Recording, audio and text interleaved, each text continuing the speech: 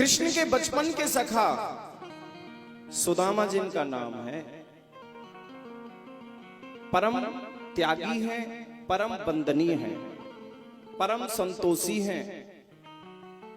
तो सबसे पहला गुण बताया कि सबसे पहला सबसे श्रेष्ठ गुण सुदामा जी के अंदर है कि वो कृष्ण के सखा हैं। और दूसरा बोले ब्राह्मणों,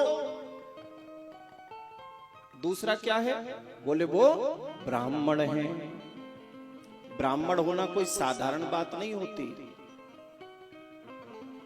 ब्राह्मण होना कोई छोटी बात नहीं है। अगर ब्राह्मण के कुल में हम जन्म लेते हैं तो वो कोई साधारण बात नहीं है, क्योंकि ब्राह्मण को इस पृथ्वी पर देवता का रूप बताया है शास्त्रों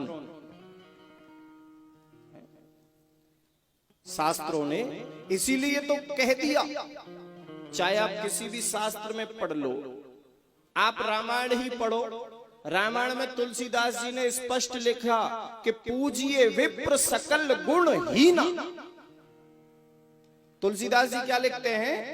ब्राह्मणों को ऐसे ही नहीं बताया, पूजिए विप्र सकल गुण हीना। चाहे ब्राह्मण में एक भी गुण नहीं है, एक भी, वेद ना पढ़ा हो, शास्त्र ना पढ़ा हो, कोई ज्ञान नहीं हो, सकल गुण हीना यानी कोई गुण ना हो, सारे गुणों से विहीन हो, फिर भी ब्राह्मण पूजनीय होता है।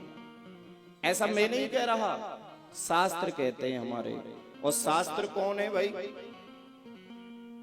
शास्त्र किसे कहते हैं? शास्त्र है संविधान। शास्त्र क्या है? संविधान।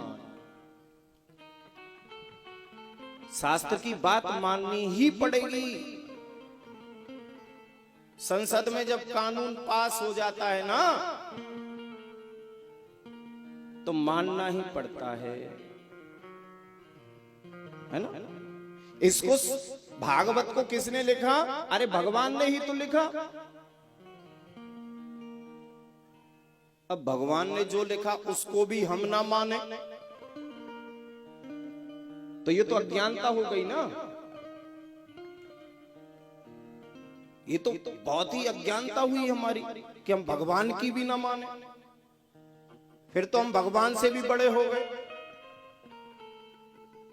तो पूजिए विप्र सकल गुण हीना और शूद्र न गुण गण वेद प्रवीणा।